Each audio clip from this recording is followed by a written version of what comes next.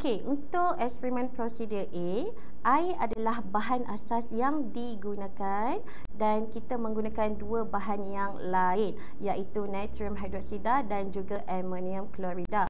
Okey, tujuan kita melakukan eksperimen ini adalah untuk kita melihat apa yang akan berlaku apabila dua bahan ini bercampur. Okey, jom kita tengok prosedur dalam prosedur A ini.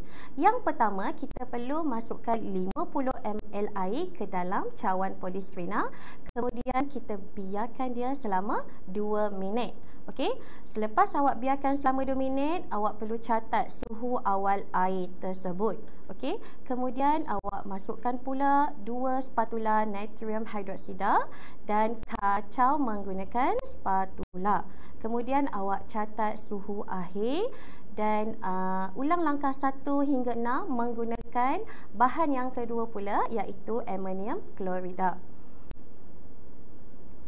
Okey, bagi prosedur B, kita menggunakan asid hidroklorik sebagai bahan asas dan dicampurkan dengan dua bahan lain, iaitu natrium hidroksida dan juga natrium hidrogen karbonat. Okey, sama juga tujuan dia seperti prosedur A, yang mana kita ingin lihat apa yang berlaku apabila dua bahan ini bercampur. Ya, yang pertama sekali adalah prosedur yang pertama adalah masukkan 25 ml asid hidroklorik ke dalam cawan polistirena dan kita biarkan selama 2 minit.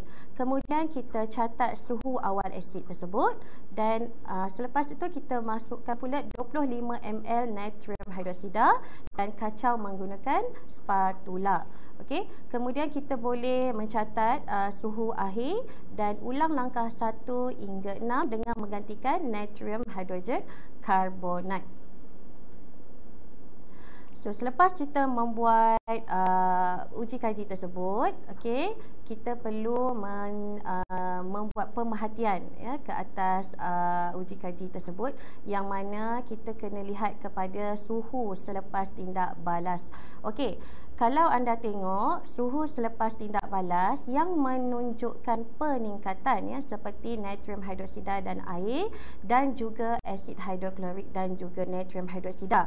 Okey, dua-dua uji kaji ini menunjukkan peningkatan suhu. Ini bermakna haba itu telah dibebaskan dan ia dikatakan tindak balasnya adalah tindak balas eksotermik.